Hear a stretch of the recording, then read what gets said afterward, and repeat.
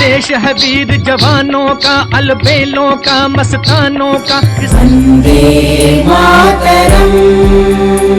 हम होंगे कामयाब, हम होंगे कामयाब। मेरा रंग दे बसंती झोला, रंग दे। हिंदू मुस्लिम सिख ईसाई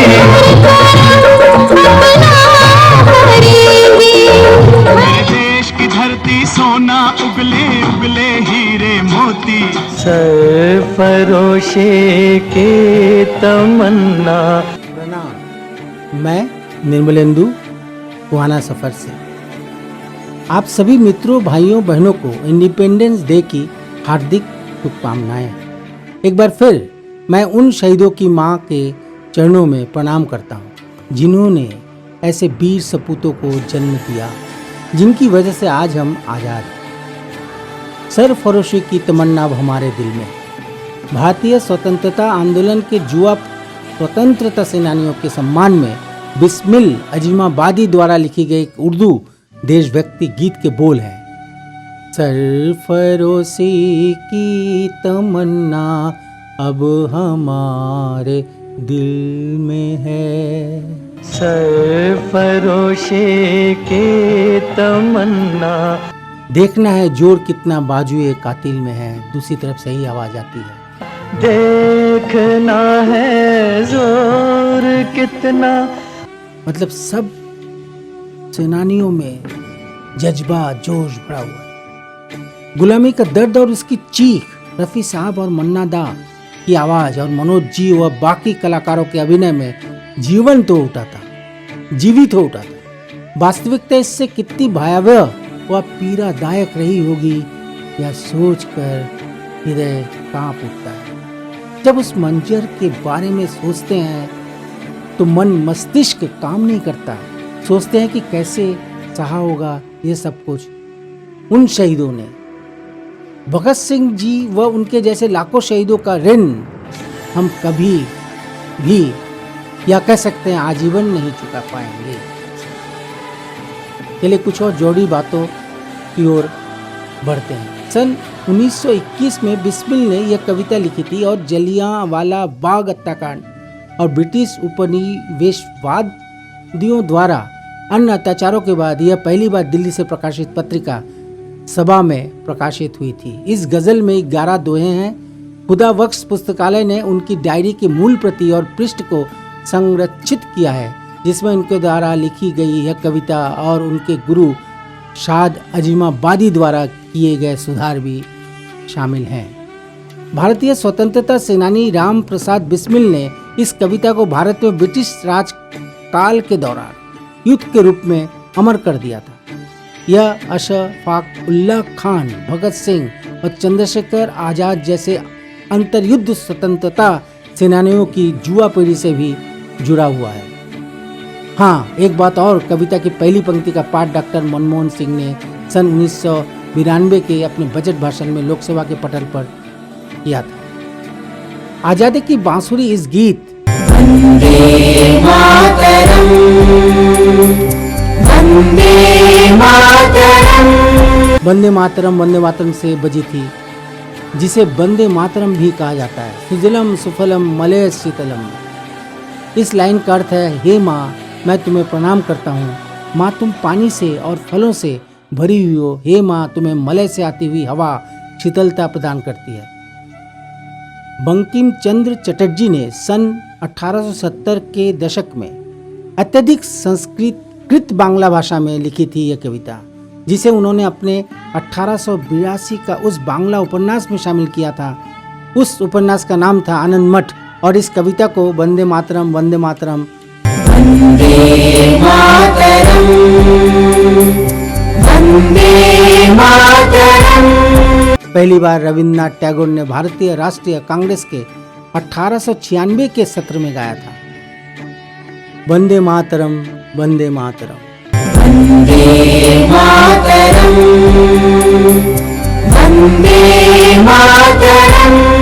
अगस्त 1947 में औपनिवेशिक शासन के अंत से पहले कांग्रेस कार्य समिति द्वारा गीत के पहले 2 छंदों को अक्टूबर 1937 में भारत के राष्ट्रीय गीत के रूप में अपनाया गया था।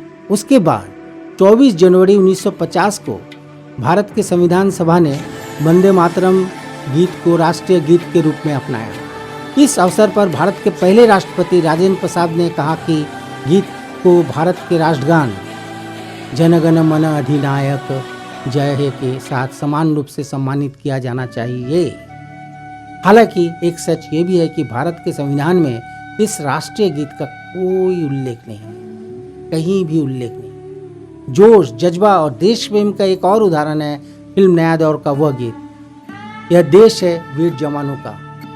ये देश है वीर जवानों का। सन 1957 की दूसरी सबसे अधिक कमाई करने वाली भारतीय फिल्म थी यह और मदर इंडिया, जो कि सन 1957 के बाद दशक की दूसरी सबसे अधिक कमाई करने वाली भारतीय फिल्म बन गई थी। अब तक के शीर्ष 10 सबसे अधिक कमाई करने वाली भारतीय फिल्मों में से एक है फिल्म नया दौर। यह फिल्म विवाद में घिर गया था। दरअसल शुरुआत में अभिनेत्री मधुबाला को हीरोइन के रूप में लिया गया। इसके लिए उन्होंने अग्रिम भुगतान भी कर दिया था और शूटिंग भी शुरू हो गई थी। शूटिंग 15 दिनों तक लगातार जारी रही। निर्देशक B.R. चोपड़ा थे और वो चाहते थे कि यूनिट एक विस्तारित आउटडोर शूटिंग के लिए भोपाल की यात्रा करे, लेकिन मधुबाला के पिता अताउल्ला खान ने इस पर आपत्ति जताई और दावा किया कि भोपाल का पूरा शेड्यूल दिलीप कुमार को उनकी बेटी के साथ रोमांस करने का मौका देने के लिए जानबूझ कर रखा गया था। इसलिए उन्होंने भोपाल जाने से साफ साफ शब्दों में इनकार कर दिया। ऐसे में मधुबाला फिल्म पूरी नहीं कर पाई और उनके पिता ने पैसे भी नहीं लौटाए। चोपड़ा साहब क्या करते, उन्होंने उनसे प्राप्त नकद अग्रिम के लिए मुकदमा दायर कर दिया। हालांकि मधुबाला ने अपने पिता का समर्थन किया, जबकि दिलीप कुमार ने मधुबाला और उनके पिता के खिलाफ B.R. चोपड़ा का खुलेआम साथ दिया। काफी नकारात्मक प्रचार के बीच मधुबाला और उनके पिता केस हार गए थे। जी हाँ, केस हार गए। फिल्म का निर्देशन और निर्माण B.R. चोपड़ा ने किया। इस गीत को अख्तर मिर्जा ने लिखा था। इसमें अजीत, जीवन, जानी वक्त, चांद उस्मानी, नजीर हुसैन, मनमोहन कृष्ण, लीला चिटनिस, प्रतिमा देवी, डेजी ईरानी, राधा किशन के साथ दिलीप कुमार, बैजंतीमाला मुख्य भूमिकाओं में थे। 5वें फिल्म फेयर पुरस्कार में दिलीप कुमार को बेस्ट एक्टर, O.P. नैयर को बेस्ट संगीतकार और बेस्ट स्टोरी के लिए अख्तर मिर्जा को फिल्म फेयर पुरस्कार से नवाजा गया था। इस फिल्म के लिए दिलीप कुमार ने लगातार तीसरी बार सर्वश्रेष्ठ अभिनेता का फिल्म फेयर पुरस्कार जीता। जी हाँ, तीसरी बार। यही फिल्म 1958 में तमिल में पट्टालीन तबथम के नाम से डब किया गया था। एक बात और बता दें कि नया दौर ने आमिर खान के अकादमी पुरस्कार नामांकित फिल्म लगान, जो कि 2001 में रिलीज हुई थी, को भी कहीं ना कहीं प्रेरित किया था, क्योंकि लगान रिलीज होने के बाद समीक्षकों ने इस फिल्म की तुलना नया दौर से की थी। गुरुर् ब्रह्मा गुरुर् विष्णु गुरुदेव महेश्वरा। गुरुर् ब्रह्मा। जी हाँ, यह गीत अब तक के सबसे मधुर और महान देशभक्तिपूर्ण राष्ट्रीय गीतों में से एक माना जा सकता है। जहाँ डाल डाल पर सोने की चिड़िया करती है बसेरा, डाल डाल पर सोने की चिड़िया करती है। गीत में भारतीय संस्कृति और उसके धार्मिक, समाज आदि के हर हिस्से का वर्णन किया गया। गीतकार हैं राजेंद्र कृष्ण और संगीतकार हैं हंसराज बहल। मन को मोह लेने वाला एक सुमधुर गीत। ओ भारत देश है मेरा, ओ भारत देश है, वो भारत देश है मेरा, वो भारत देश है मेरा। फिल्म सिकंदर आजम के इस गीत को उन दिनों लोगों ने खूब और खूब सुना। दारा सिंह और पृथ्वीराज कपूर अभिनीत इस फिल्म का बॉक्स ऑफिस कलेक्शन भी जबरदस्त रहा। सुपरहिट पसंदीदा गीत, जिसमें भारत के अतीत के गौरव की झांकी साफ साफ दिखी। क्या गाया है। जहाँ सत्य सत्य अहिंसा और धर्म का पग पग लगता डेरा, वो भारत देश है मेरा। जहाँ सत्य अहिंसा और धर्म का पग पग। कलेजा निकाल के रख दिया रफी साहब ने। सच तो ये है कि जैसे जैसे गाना आगे बढ़ता गया था है, गायक डूबता सा जाता है गीत में और सुनने वाले और मदमस्त हो जाता है और सुनते ही रहते हैं, सुनते ही रहते हैं और सुनते ही रहते हैं। वाह क्या गीत लिखा है राजेंद्र किशन ने। जहाँ गंगा जमुना कृष्ण और कावेरी बहती जाए, जहाँ गंगा जमुना कृष्ण और कावेरी बहती जाए।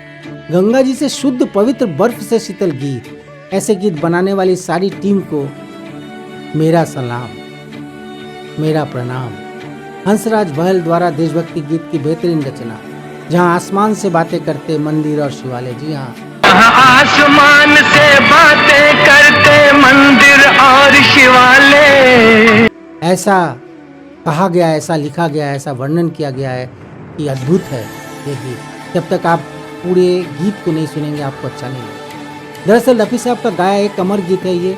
राजेंद्र कृष्ण जी के सुंदर बोल और रफ़ी साहब द्वारा स्पष्ट उच्चारण, यही इस गीत की खूबी है। हंसराज के संगीत ने भी लोगों का मन मोह लिया।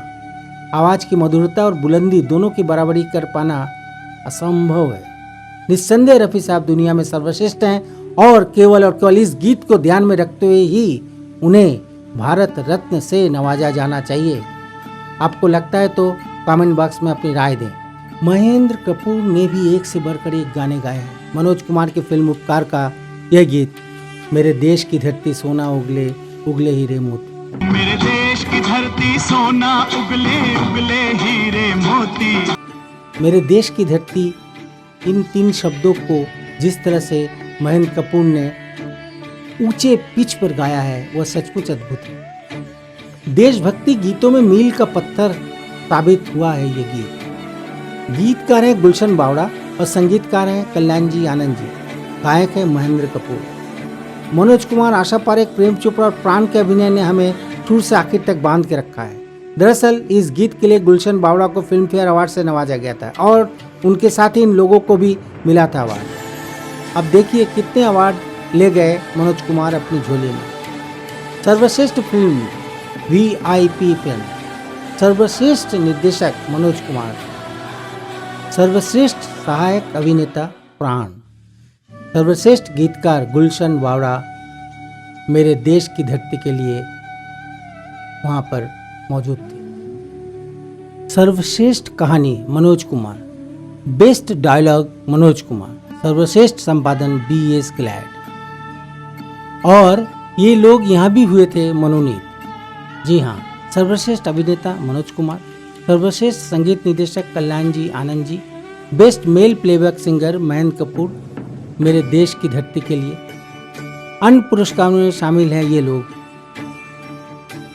दूसरी सर्वश्रेष्ठ फीचर फिल्म के लिए राष्ट्रीय फिल्म पुरस्कार मनोज कुमार को मिला। सर्वश्रेष्ठ पार्श्व गायक का राष्ट्रीय फिल्म पुरस्कार मिला महेंद्र कपूर को। एक छोटी सी कहानी है इस फिल्म के बनने के पीछे। दरअसल एक अंतरंग मुलाकात में प्रधानमंत्री लाल बहादुर शास्त्री ने उनकी पिछली फिल्म शहीद की प्रशंसा की और मनोज कुमार को जय जवान जय किसान के नारे पर एक फिल्म बनाने के लिए प्रोत्साहित किया। प्रोत्साहन पाने के बाद मनोज कुमार ने एक ऐसी फिल्म बना डाली कि लोगों को ये फिल्म बेहद पसंद आई। फिल्म विशेषज्ञ राजेश सुब्रमण्यम के अनुसार राजेश खन्ना को मूल रूप से फिल्म के लिए साइन किया गया था, लेकिन शूटिंग शुरू होने से पहले उन्हें हटाकर प्रेम चोपड़ा ने उनकी जगह ले ली। यह क्यों हुआ इसका उल्लेख कहीं नहीं है। फिल्म के अधिकांश हिस्सों की शूटिंग बल्लभगढ़ यानी हरियाणा के पास अटाली गांव और बवाना और कुछ हिस्सा दिल्ली के पास घेवरा गांव में की गई थी। फिल्म में दिखाया गया शिव मंदिर घेवरा में स्थित है, जिसमें कस्मे वादे प्यार वफा सब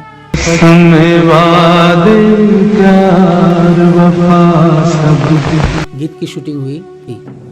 वैसे बता दें कि मेरे देश की धरती सोना उगले, मेरे देश की धरती सोना उगले उगले हीरे मोती गाने की शूटिंग भी यहीं पर हुई है।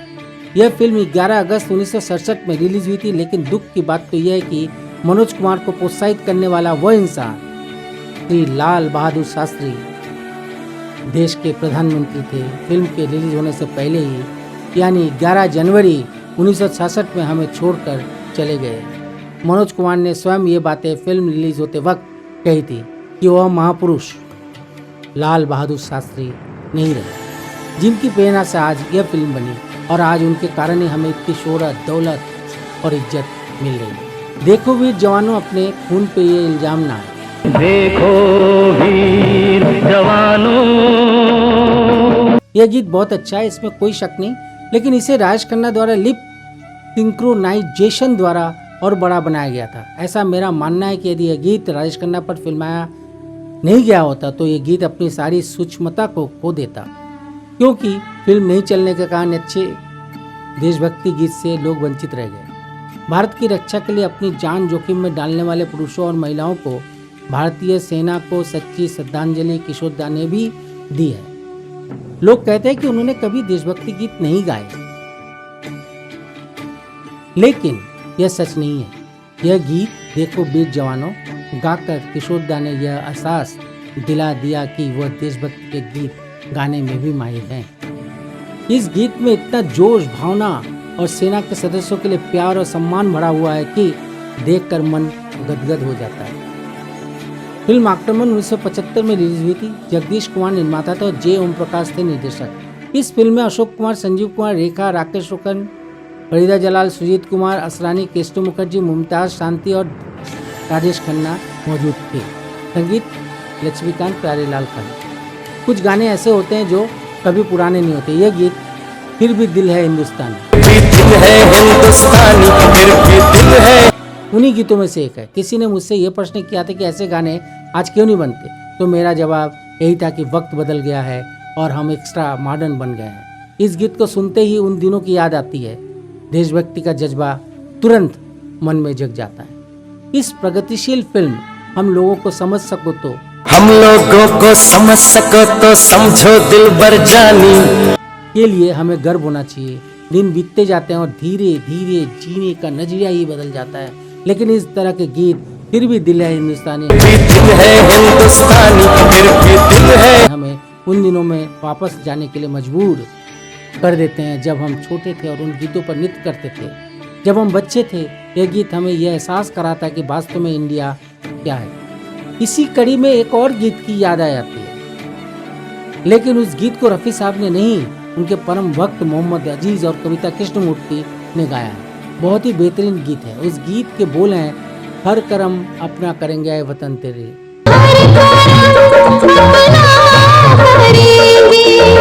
दिल दिया है जा भी देंगे ऐ वतन तेरे।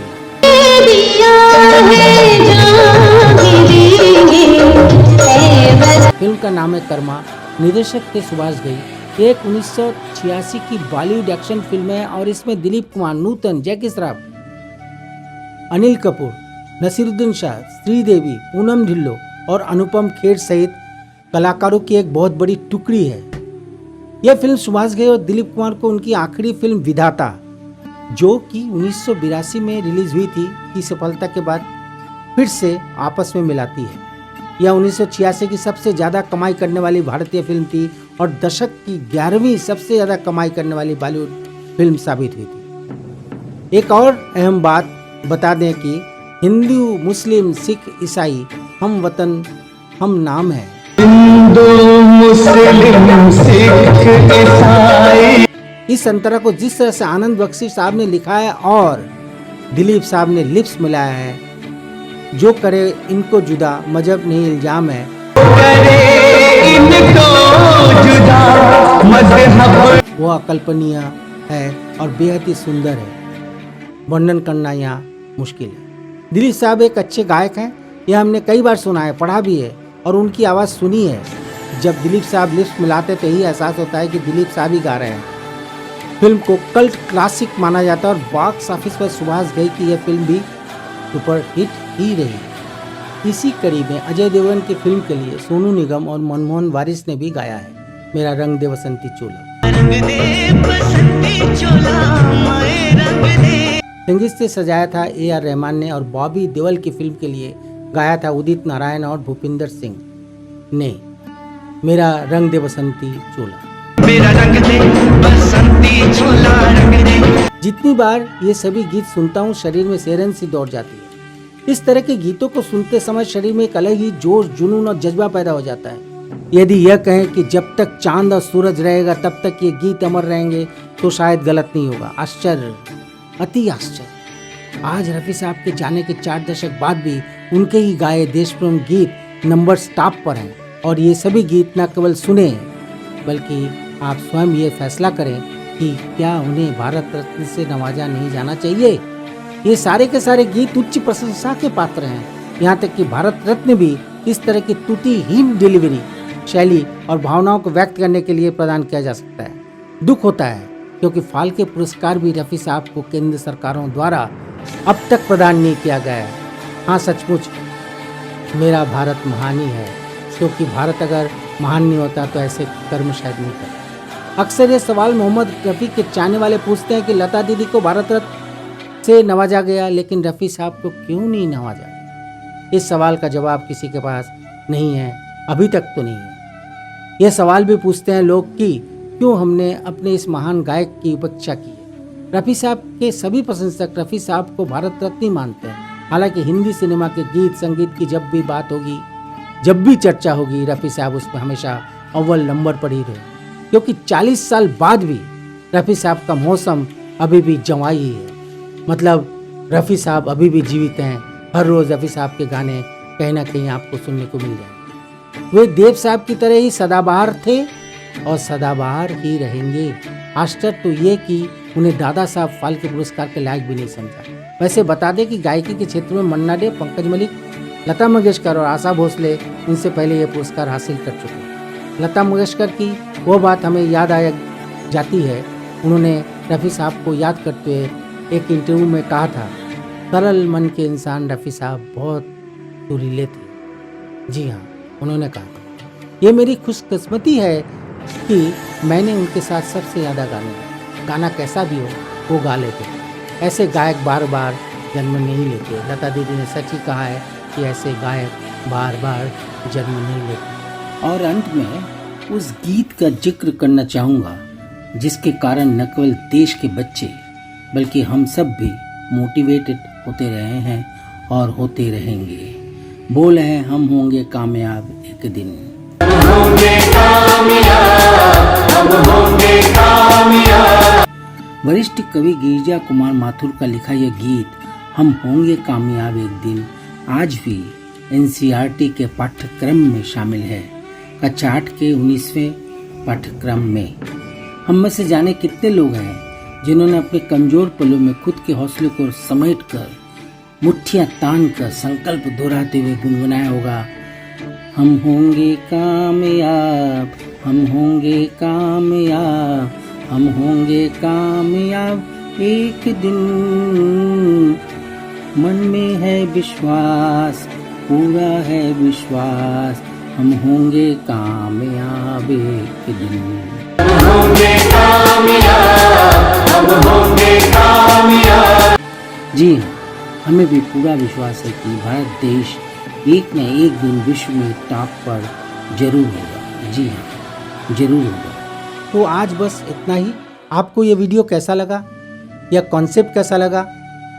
15 अगस्त पर मेरी जो मुहिम है, इस मुहिम पर आप अपनी टिप्पणी जरूर करें। कमेंट बॉक्स में जाएं और जो भी आपको लगे, जैसा भी आपको लगे आप लिखें। और ये ज़रूर लिखें कि रफ़ी साहब को भारत रत्न मिलना चाहिए या नहीं। हम इंतज़ार करेंगे। प्रणाम।